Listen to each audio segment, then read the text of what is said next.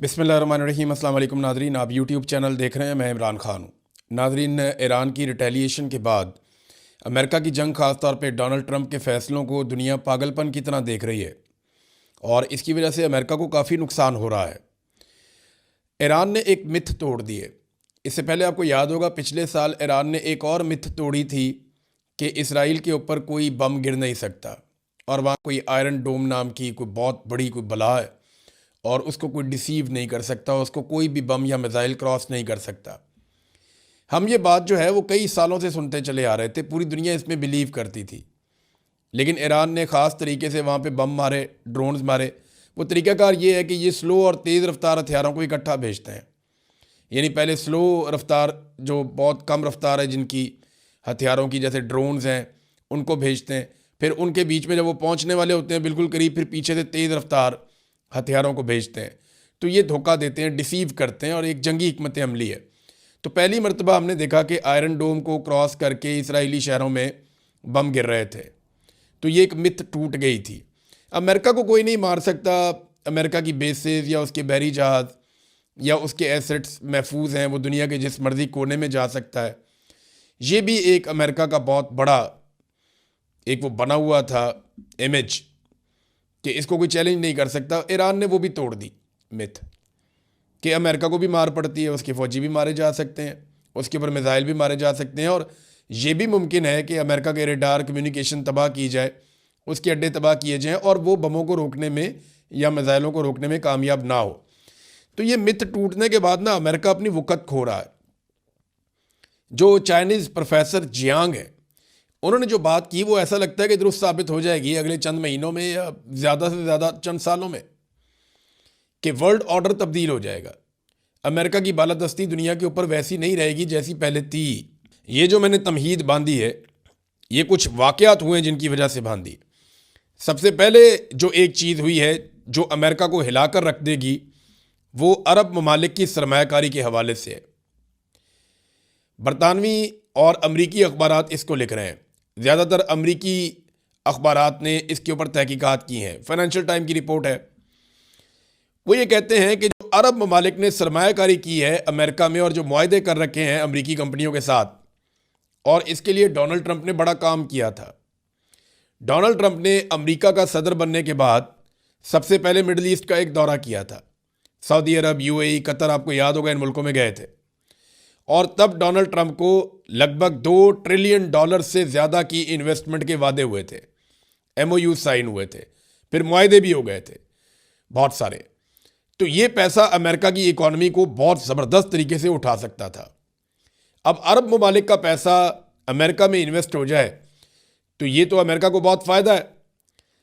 लेकिन इस वक्त जो रिपोर्ट आई है वो ये कह रही है कि 4 अरब ममालिक में से 3 ऐसे हैं जो बहुत सारे मुआहदे अमेरिका के साथ मुअत्तल करने जा रहे हैं इस जंग के नतीजे में।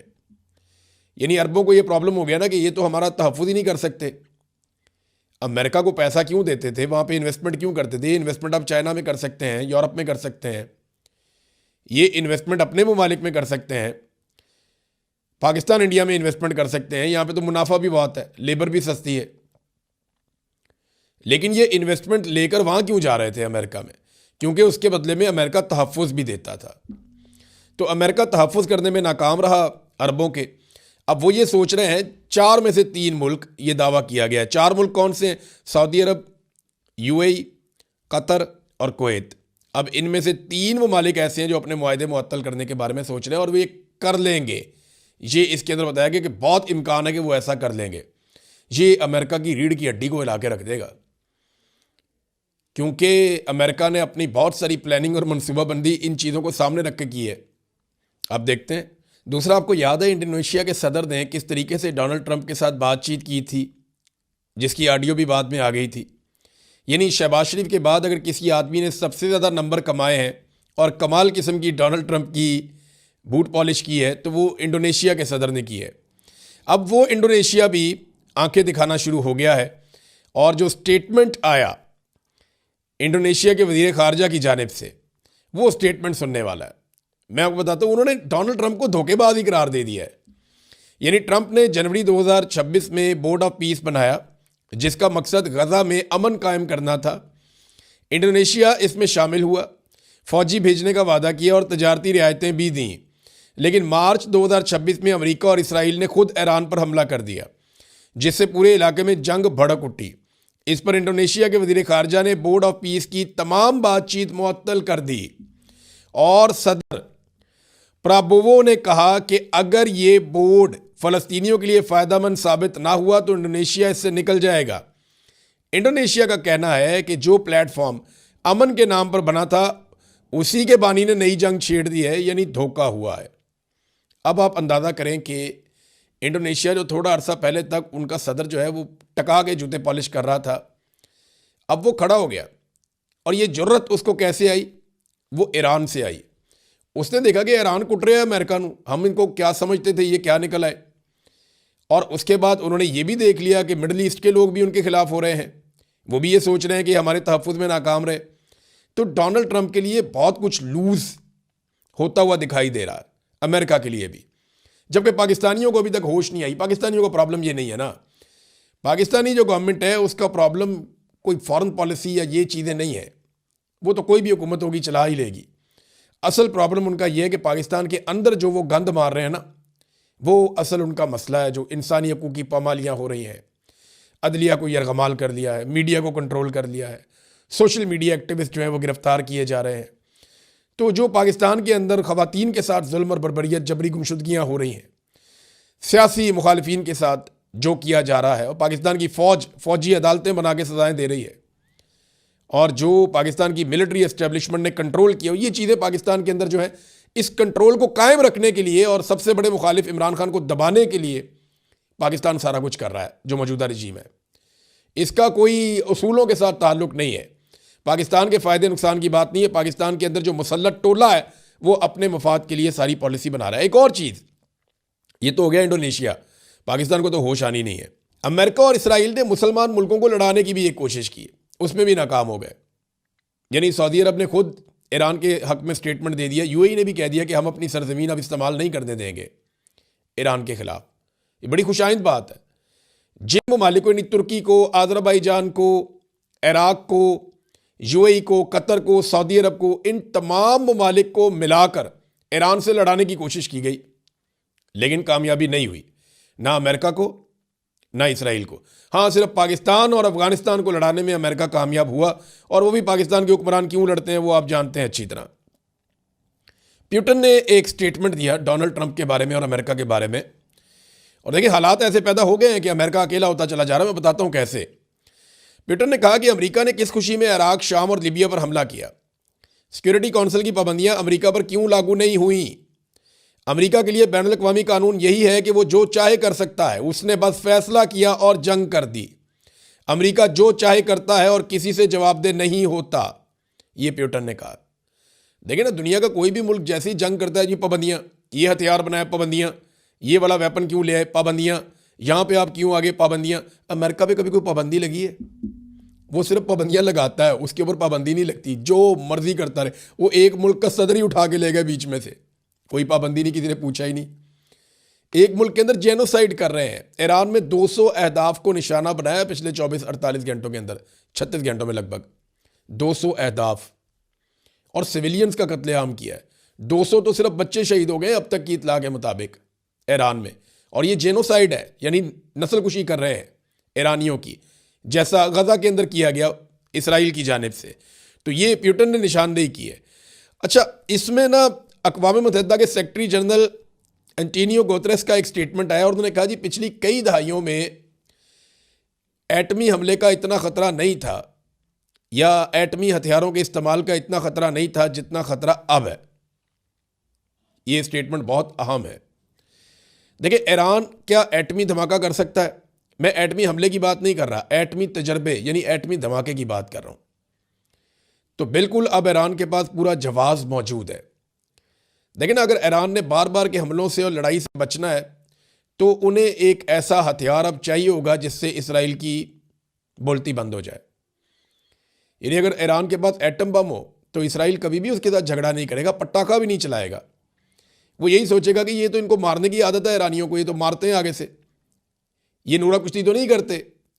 ना ये इंतज़ार करते हैं, ना ये लिहाज करते हैं, तो ये एटम बम मार देंगे। लिहाजा जिस दिन ईरान के पास एटम बम आ गया, इसराइल की तरफ से उसको खैर हो जाएगी और अमेरिकन भी फिर आहिस्ता आहिस्ता पीछे हट जाएंगे, क्योंकि फिर उन्हें सिर्फ कुछ मिसाइल चाहिए होंगे, जैसे शुमाली कोरिया के पास है। शुमाली कोरिया को कोई नहीं छेड़ता, जो मर्जी करे। उन्होंने इंसानी हकूक की पामालियों की तारीख रकम कर दी अपने मुल्क के अंदर। शुमाली कोरिया को एक जेल बना कर रख दिया, उस मुल्क से बाहर कोई नहीं जा सकता। वहां पे एक आदमी कोई हुकूमत के खिलाफ कोई चीज करे तो पूरा का पूरा खानदान उठाते हैं। वो अजीब किस्म का मुल्क है वो, लेकिन कोई पूछ ही नहीं सकता, बात ही नहीं कर सकता, क्योंकि एटम बम है, मिसाइल है। तो ईरान को जो है वो ताकत हासिल करनी पड़ेगी, और बहुत मुमकिन है कि ईरान कोई तजर्बा ऐसा कर दे आने वाले दिनों में जिसके बाद ये लड़ाई ना सिर्फ ख़त्म हो जाए बल्कि हमेशा के लिए बंद ही हो जाए। फिर ट्रंप ने ना एक दावा किया था शुरू में, और ये अब आलमी सतह पे मीडिया पे छप रही हैं चीज़ें, यूरोप में ये चीज़ें बहुत छप रही हैं कि ट्रंप ने पहले सबसे ना कुछ ममालिक को ये कहा था कि हम 4 दिन के अंदर ये जंग ख़त्म कर देंगे। ट्रंप का अंदाज़ा भी यही था। फिर बाद में कहा नहीं जी, हमें 4 हफ्ते लग जाएंगे, और अब पेंटागन ये बता रहा है कि इसमें 6 महीने भी लग सकते हैं। तो ये वाकई एक दलदल बनती जा रही है अमेरिका के लिए, ट्रंप के लिए। और कतर ने खबरदार किया है, कतर के जो वज़ीर तवानाई हैं उन्होंने कहा जी अगर ये सूरत हाल जो इस वक्त बनी हुई है आबनाए हुर्मुज़ में, अगर ये सूरत हाल प्रलॉन्ग कर जाती है 2-3 हफ्ते, ज़्यादा टाइम नहीं बता रहे, अगर 2-3 हफ्ते ऐसा होता है तो इसके नतीजे में क्या होगा? इसके नतीजे में आलमी मंडी में पेट्रोल की कीमत दोगुनी हो जाएगी। यानी जो 68 पे प्राइस थी जंग शुरू होने से पहले, वो $150 तक वो कह रहे हैं चली जाएगी फ़ी बैरल। और ये बहुत बड़ा झटका होगा आलमी मंडी को, और पूरी दुनिया के अंदर जो है तरक्याती मामलात रुक जाएंगे, एक बहुत बड़ा बहरान पैदा हो जाएगा। ये बात कतर ने कही है और उन्होंने खबरदार किया है। बरतानिया, इटली, स्पेन, फ्रांस, जर्मनी और इन समेत बहुत सारे और मुल्क हैं जो अमेरिका के बड़े शानदार इत्तेहादी हुआ करते थे, आंखें बंद करके अमेरिका के साथ मिलकर अटैक करते थे दूसरे मुल्कों पे। कनाडा भी एक है। इन मुल्कों ने तो कभी सोचा ही नहीं था, अपने दिमाग से काम ही नहीं लिया था। जैसे ही अमेरिका ने कहा इधर अटैक, ये सारे साथ चले जाते थे, उधर अटैक, ये सारे साथ चले जाते थे। इराक पे अटैक हुआ, शाम पे हुआ, अफगानिस्तान पे हुआ, लीबिया पे हुआ, ये सारे साथ जाते थे, हमेशा जाते थे, कभी सवाल नहीं किया इन्होंने। लेकिन अब ये ममालिक डोनाल्ड ट्रंप की लड़ाई का हिस्सा नहीं बन रहे। ये बहुत बड़ी पेशरफ्त है। वो इस लड़ाई को डोनाल्ड ट्रंप का गलत कदम समझ रहे हैं। यानी एक तरफ मुज़ाकरात हो रहे थे और फिर धोखा देकर ईरान के ऊपर हमला किया गया। तो अब वो कंट्रोल अमेरिका का यूरोप के ऊपर या मगरबी उन ममालिक के ऊपर जो अनकंडीशनल सपोर्ट करते थे अमेरिका को, उनके रजीम को, उनकी किसी भी हुकूमत को, वो अब अमेरिका को हासिल नहीं है सहूलत।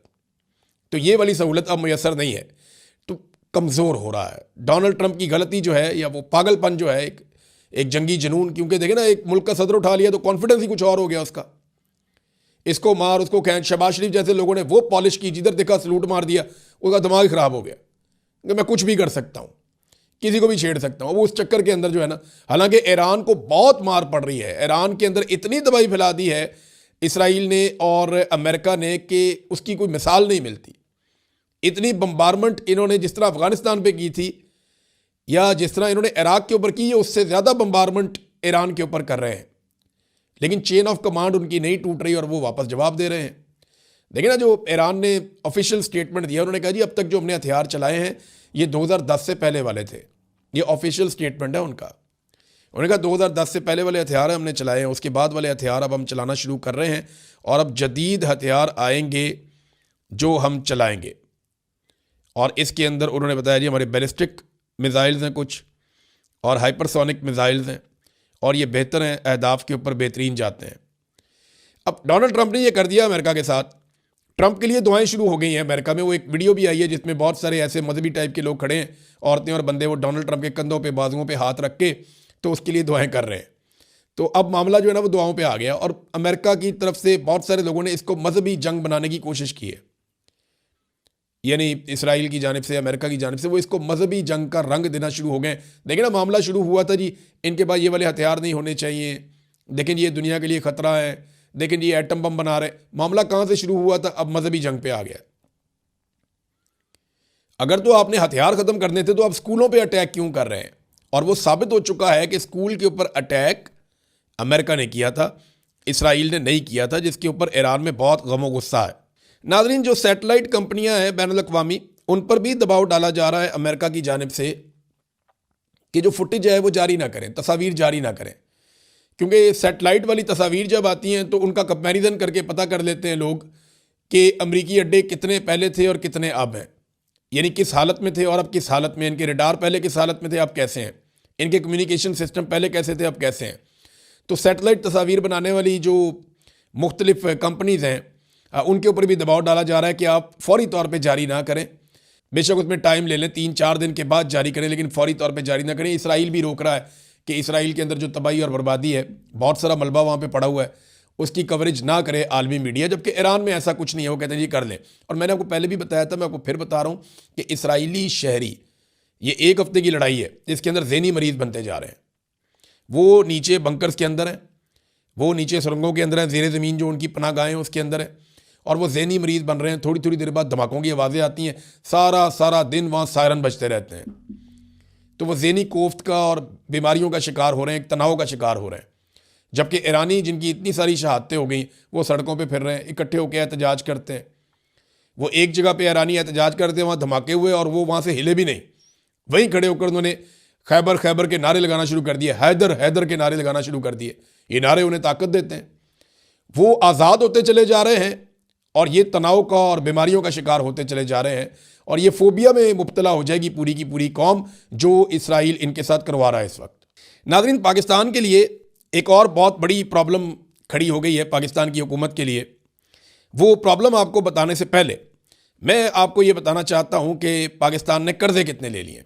वफाकी हुकूमत ने तबाही फेर दिया कर्ज़ों की, इनको नए जहाज़ चाहिए, अय्याशी चाहिए, उन जहाज़ों में अपनी नौकरानियाँ, अपनी बेटियां, उनके शौहर, उनके बच्चे, रिश्तेदार, लटरम पटरम सबको लेकर इनको जाना है, मेकअप आर्टिस्ट, ये वो सब।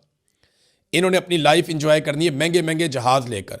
और मज़े की बात यह है कि वो इमरान खान साहब कहते थे ना कि बाहर से लोग हमारे मुल्क में नौकरियां करने आएंगे, ये मेरा ख्वाब है। वो ख्वाब मरीम नवाज़ ने पूरा कर दिया। मरीम नवाज़ का जो जहाज़ है उसके गैर मुल्की पायलट हैं और उनको डॉलरों के अंदर तनख्वाहें दी जाएंगी। कोई $38,000 बता रहे हैं एक की को, पता नहीं $32,000, ऐसे कुछ ज़्यादा तनख्वाहें हैं उनकी। तो ये अब जो पायलट्स हैं मरीम नवाज़ के, वो गैर मुल्की हैं। गैर मुल्की क्यों है? कि जैसी इमरजेंसी होगी गैर मुल्की पायलट इनको लेके निकल जाएंगे। पाकिस्तानी पायलट होगा तो सवाल होगा, जवाब होगा, दबाव भी होगा, बात बाहर भी निकलेगी। गैर मुल्की पायलट है तो कोई बात नहीं निकलेगी, फ़ौरन लेके फ्लाई करेगा। भागने की फुल तैयारी है इनकी। मैं अच्छी तरह समझ रहा हूँ सारे मामला जो हसीना वाजिद के साथ हुआ। इनको आइडिया है कि इनको एक दिन भागना पड़ेगा पाकिस्तान से, जिस दिन पाकिस्तानी खड़े हो गए। अब ज़रा कर्ज़ों वाले मामले पे आ जाएं कि अय्याशियाँ इनकी आप देख लें और कर्ज़े देख लें आप। वफाकी हुकूमत का जो कर्ज़ा है वो 79,322 अरब रुपए की बुलंद तरीन सतह पे पहुँच गया है। एक साल में पाकिस्तान ने कर्ज़े लेने के सारे रिकॉर्ड तोड़ दिए हैं, और ये स्टेट बैंक ऑफ पाकिस्तान की रिपोर्ट है, मैं नहीं कह रहा। स्टेट बैंक ऑफ पाकिस्तान कह रहा है कि वफाकी हुकूमत ने कर्ज़ों में बहुत बड़ा इजाफा कर दिया है। फरवरी 2025 से लेकर जनवरी 2026 तक पूरे एक साल में जो मकामी कर्ज़े लिए हैं वो 5,734 अरब और बैरूनी कर्ज़े में 1,464 अरब रुपए का इजाफा किया। यानी टोटल जो कर्ज़ों के अंदर इन्होंने इजाफा किया है वो 7,000 अरब से ज़्यादा का इजाफा कर दिया है। यानी 7,093 अरब रुपए कर्ज़ा बढ़ गया है, जो पाकिस्तान का एक तारीखी रिकॉर्ड है। ये मुल्क को दिवालिया कर देंगे। अच्छा, इतना कर्जा लेकर ये लगाते कहाँ पे हैं? यानी रोजाना का 20 अरब का कर्जा ले रहा पाकिस्तान। अगर इस हिसाब से आप देखें 365 दिनों में इन्होंने 7,000 अरब से ज्यादा का कर्जा ले लिया है। तो जितना कर्जा ये रोजाना ले रहे हैं वो लगा कहाँ रहे हैं? वो पैसा जा किधर रहा है? कौन सी चीज आप पाकिस्तान के अंदर बना रहे हैं? वो इतने पैसों में तो नया मुल्क बन जाता है, इतने पैसों में तो आवाम की किस्मत बदल जाती है। और आपने टके का काम नहीं किया, अपने जहाज, ये पैसा कहीं जा रहा है, कहीं पे डंप हो रहा है जिसकी किसी को समझ नहीं आ रही। और ये पाकिस्तान की मईशत का बेड़ा गर्क कर रहे हैं। कोई आदमी सरमायाकारी करने को तैयार नहीं है। ये जाके कभी अफगानिस्तान से लड़ पड़ते हैं, कभी दहशतगर्दी लेकर आ जाते हैं, कभी अदालतों को कंट्रोल करते हैं। वो कॉमनवेल्थ की रिपोर्ट आई है ना, मैं पहले आपको वो पढ़ के सुनाता हूँ। ये एक और चीज़ में फंस गए। कॉमनवेल्थ यानी दौलत मुश्तरका, पाकिस्तान उसका रुकन है और ये इमदाद भी देते हैं पाकिस्तान को। ये पाकिस्तान के साथ तजारती मुआहदे जो हैं उनके अंदर भी मदद करते हैं बहुत सारी चीज़ों में। इन्होंने शहबाज शरीफ और इसहाक डार को तलब कर लिया आमराना तर्ज हुकूमत पर जवाब दो आकर, फौजी अदालतों के मामले पर, अदलिया की आज़ादी जो सलब की गई उस मामले पर, इजहार राय पर जो पाबंदियाँ लगाई गई हैं इस मामले पर, कानून की हुक्मरानी और दौलत मुश्तरका के चार्टर में दर्ज दीगर उसूलों की जो खिलाफ वर्जियाँ की जा रही हैं उस मामले पर, खसूसन जो हालिया आइनी तरामीम की गई हैं इन मामलात पर, सोशल मीडिया पे होने वाली गिरफ्तारियों पर, जबरी गुमशुदगियों पर और इमरान खान की मुसलसल कैद पर। डार साहब ने तो बहाना बना दिया कि जनाब ईरान की जंग लगी हुई मैं नहीं आ सकता। तो उन्होंने कहा जी पहले आप हमें खत लिखकर जवाब दें इन सारे सवालों का जो हमने आपको भिजवाया है। ये कर क्या सकते हैं, ये सरजनिश कर सकते हैं, तहकीकात करवा सकते हैं और पाकिस्तान की रुकनीत मुअत्तल भी कर सकते हैं। ये 2 मरतबा पाकिस्तान की रुकनीत पहले मुअत्तल हुई है। 1999 में जब मुशर्रफ ने मार्शल लॉ लगाया था और उसके बाद 2007 में जब मुशर्रफ ने इमरजेंसी लगाई थी तो पाकिस्तान की रुकनीत 2 मरतबा मुअत्तल हुई है। और अब कॉमनवेल्थ में पाकिस्तान की रुकनीत खतरे में पड़ सकती है अगर इन्होंने मुतमईन ना किया तो। कॉमनवेल्थ की सेक्रेटरी हैं शर्ली बोचवे, इन्होंने ये लेटर लिखा, इन्होंने कहा जवाब दें। अब इसमें पाकिस्तान को और नुकसान क्या हो सकता है, इमदाद की बंदिश हो सकती है, तजारती पाबंदियाँ लग सकती हैं पाकिस्तान के ऊपर। तो ये एक और मुसीबत में पाकिस्तान की हुकूमत फंस गई है अपनी हरकतों की वजह से, क्योंकि बाज तो इन्होंने आना नहीं है। खौफ इनको सिर्फ ये है कि इमरान खान बाहर आ गया तो पता नहीं आसिम मुनीर साहब के साथ क्या करेगा। तो आसिम मुनीर साहब अपने खौफ के बुत को नहीं तोड़ रहे और उसकी वजह से पूरा पाकिस्तान सफ़र कर रहा है। पाकिस्तान का इदारा और पाकिस्तान की अवाम इतनी दूर चले गए हैं, इतनी बड़ी खलीज पैदा हो गई है जो हम तसव्वुर भी नहीं कर सकते थे, और ये सिर्फ एक शख्स की जिद और अना की वजह से हुआ। अब तक के लिए इतना ही, अपना ख्याल रखिएगा, अपने चैनल का भी। अल्लाह हाफ़िज़।